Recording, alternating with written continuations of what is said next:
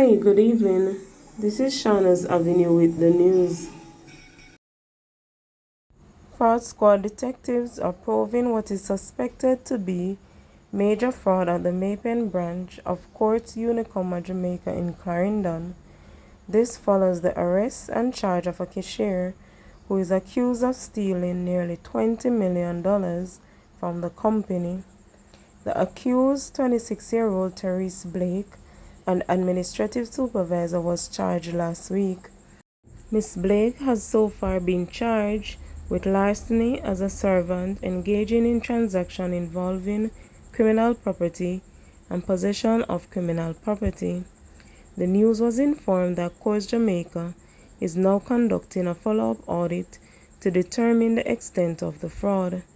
It's alleged that between June 2023 and March 2024, Ms. Blake inflated the payments figure to individuals who collected their remittances at the JN MoneyGram section in the store.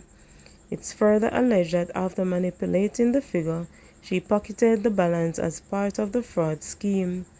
The news was informed that preliminary investigations have so far uncovered the theft of approximately $19 million. Investigators reportedly conducted a raid at Ms. Blake's home last week and seized $2.2 million at the dwelling. A motor car belonging to her was also seized. Ms. Blake, who remains in custody, is booked to appear before the Clarendon Parish Court on April 9th. Tax Administration Jamaica is blaming the government of Jamaica's lengthy procurement process for its delay in occupying two properties for which it made $371.8 million in lease payments over 3 years. A report by the Auditor General's Department on a special audit of TAJ's leasing arrangements found that TAJ had spent $356,802,893 to lease a property in Greenville, Manchester, but the building has remained unoccupied. The entity has also been paying $700,000 per month to lease a property in Anota Bay, St. Mary, but that building also remains unoccupied despite 8 months of lease payments. In a media release on Wednesday afternoon, TAJ explained that the government's procurement policies require a lease to be in place before commencing the process to procure technical service and to renovate.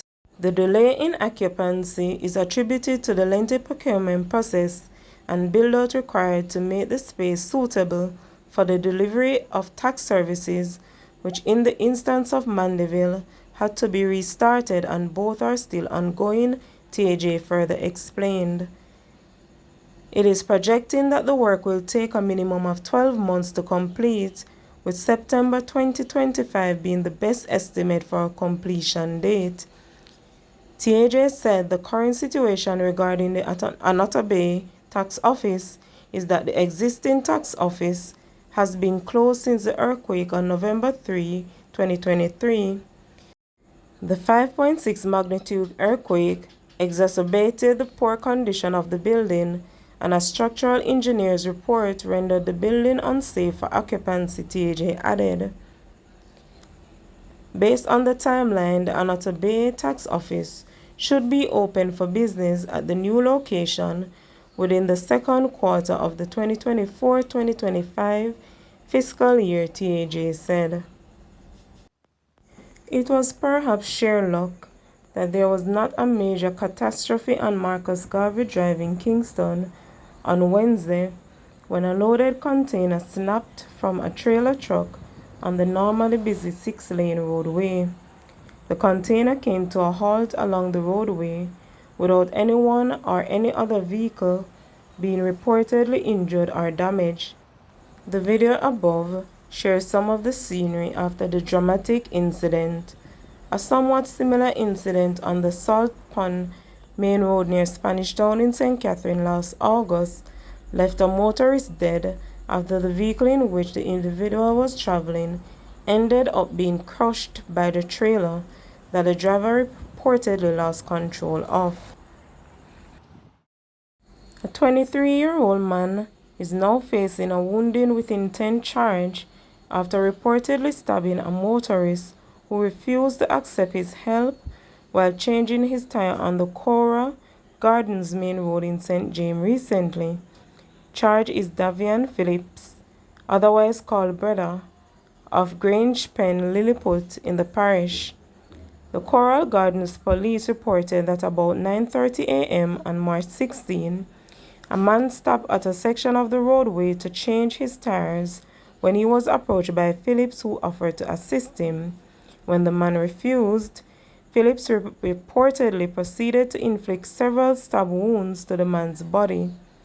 Police personnel who were nearby and witnessed the knife attack intervened, the police said.